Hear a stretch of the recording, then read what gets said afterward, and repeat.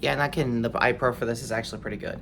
Anyway, hey everybody, what's up? This is Retrokid Reviews. About to put the iPro on for the new Dark Zone Max Aeon Pro.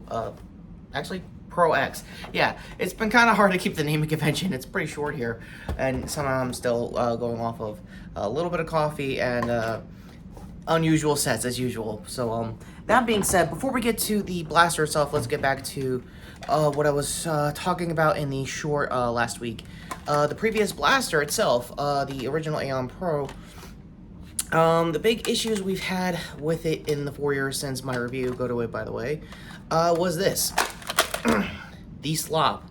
Essentially, it's a little floaty, it was a little bit of this, and it is a very still stock spring, and yet somehow it's the heaviest prime, that and I think the Nexus. Another thing I've noticed over the years is that it's kind of hard to basically get a right sight for it, faux or otherwise, but I believe the best version of like the last 4 years, I believe, of all the kits that was used was Valor's pump action kit, so go to that. I guess you want to see the final form of what would eventually be this, the Aeon Pro X. And one thing I forgot to get in the filming of this, it wouldn't be my channel if I forgot something. The main takeaway from this versus the original is that this still is chambered in full lengths, but we're not going to be talking about that. One thing I will say is that the flash hider faux tried to be I guess a scar at the time, but wasn't really a scar at the time. We'll get to the scar in a minute. Had a really unique feature back in the day, and I can't get the, wow. Can you tell I just had coffee? Alright, here we go. So, the big feature is the twist and, more importantly, the P-car barrel. So, if I had time, here's the original dart from the Aeon Pro in general. And if I could do this right on camera, you can see why the entire hobby has switched to scars over the years. There we go. Is that turn right there. So the whole idea of the P-car is mostly different from the original barrels because this had a unique feature of holding, I think, Rival and Megas at the time. This won't, but you will get better accuracy. More on that in a minute. So on to the mags that I forgot to mention in the short. First of all, as you can tell, the prime was even smoother. It still has that eject door in case there's a jam. I highly recommend that, especially if this is your first time with this platform of a blaster. And the big features, and aside from the takeaway of this only being half-length only, is this. Is that it takes stocks. Now, this is my worker M16 style stock. Another thing I forgot, and I think everyone mentioned when this blaster was new, could be Average Man Reviews or whatever, is that this screw hole right here, that actually can work with modern day, I think, real steel M4 style sling mounts, which I might actually get to make this a dependable, I guess, secondary for a Pro War. But the one thing I forgot to do in the original short is the stock mag you get, and I can already tell you after a good 4 years of both blasters separated between the two, I believe this is going to be the final form for Dark Zone mag. So this is the new mag it comes with. This is the original mag from the Aeon Pro, and you can already tell that they pretty much leaped from faux katanas to basically talons, and right away it feels better. You can tell there's like some buffering here to make sure it like takes the shock of essentially what's coming up here. So essentially the original Aeon Pro, wow, that's hard to dry fire. The original Aeon Pro mag release is still AK mag style. However, there's a button right here to do this. Gravity drop. Another thing I think everyone might have forgot to mention, I might forget this while I'm here, is the new O-ring. It's in a very particular kind of shape. I'm pretty sure I don't know if it's Captain Xavier who probably explained how the O-ring of that is going to work, so go to his video just in case. I don't have time to do so, but I will say another reason why I'm happy that this is a big upgrade is mainly one key feature that I will try to do right now. Loading this is about the same when it comes to Darts O mags in the past. So let's get 3 here. This is going to be the heaviest rounds I have. I think these are the max Ember darts. So if you want low velocity, it's really just switching darts. I'm not even kidding. Probably I'll try to test that with the FPS if anything. Goes in just fine. And let's get the P cart in. Actually, you know what? Let's do the Slam Fire first without it. A little off, but totally worth it. Let me see if I could get it on cam. Alright. Well, I'm kind of like hunching into it. That's, again, probably my body proportions. I know Wacom probably did it with faux, I think it's Airsoft stuff, site, so go to his video also for that as well. Let me see if I have a round left. No.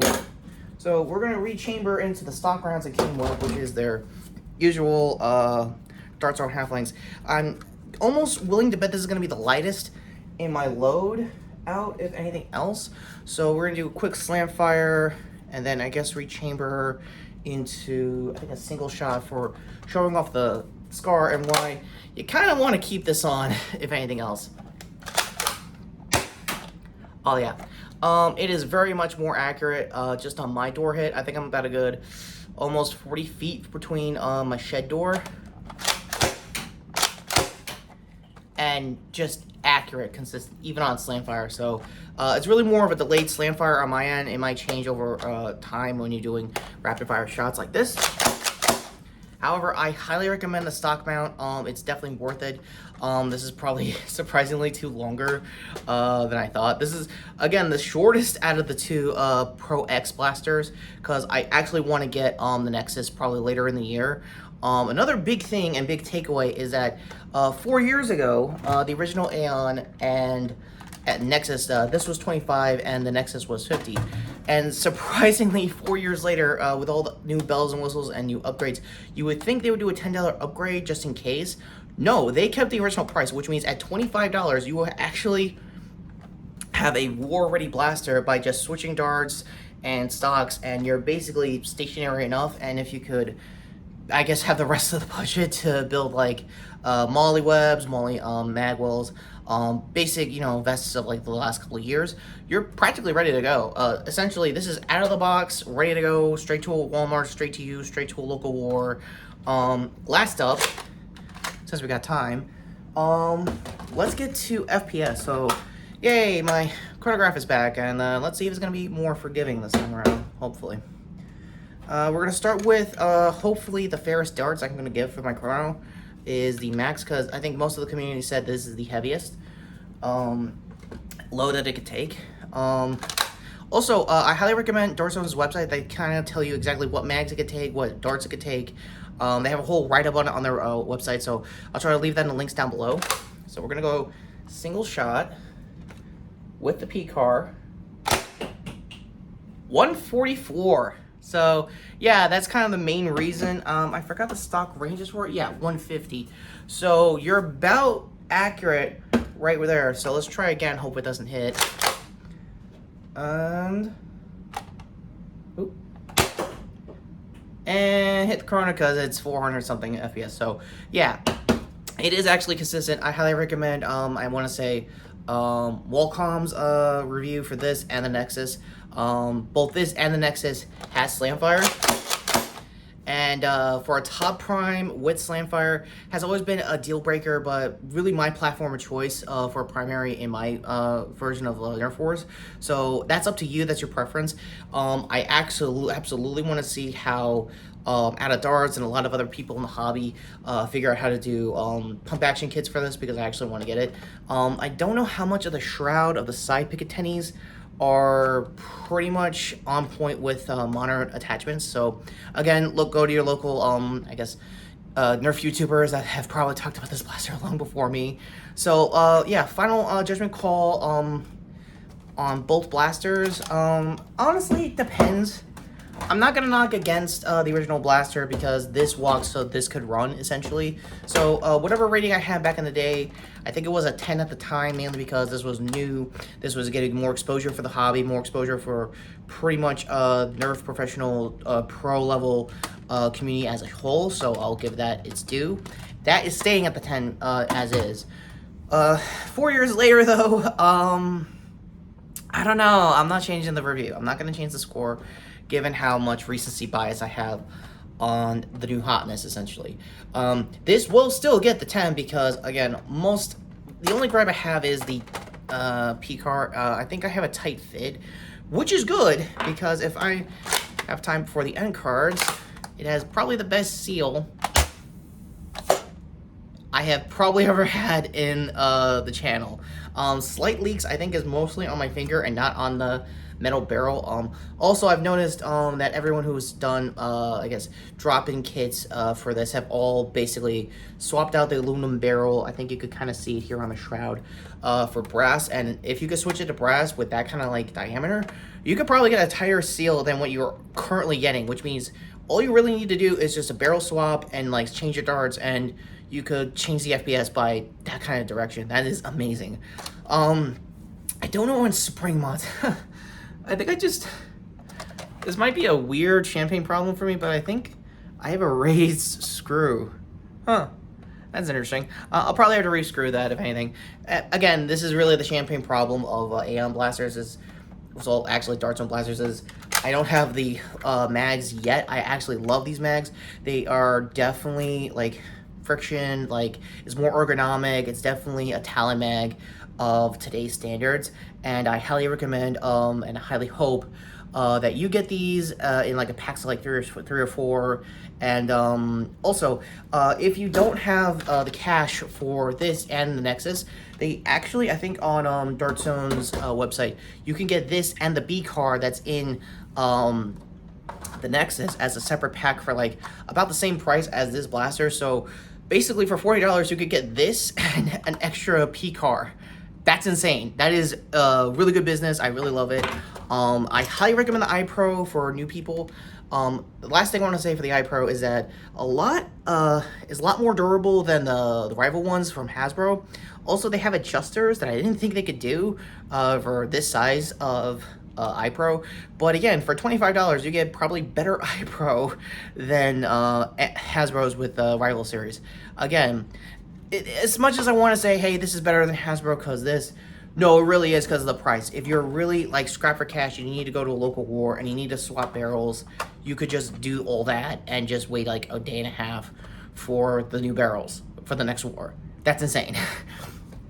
So with the full loadout out of the way, and last time I'm probably have to show off darts here. Like I said in the short, it does take the previous Dark Zone mags. Also, there is, like I said, the write-up for almost all mags it could take in the description. I'll try to leave. So I guess to close out the video, let's see how it handles. Ooh, it's a little sloppy, but you can see why. The previous mag 4 years ago. I don't even know where it is. But yeah, this is actually fun. I highly recommend this as your first primary, if anything else. Like I said, for 150 FPS, you're getting pretty much modern performance, modern specs for what the hobby wants. And the fact that you could just basically swap mags from previous blasters in the Darts Online and work just well. It's definitely backwards compatible. You can definitely tell. One other thing. They all gravity drop just fine. So one last test before the end cards.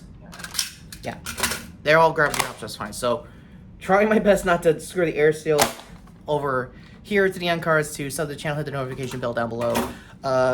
Temp gear here. I really want to build a whole loadout gear designed for this platformer blaster. To see my previous video, which was also my Deadpool Marvel Legends review, also in the set.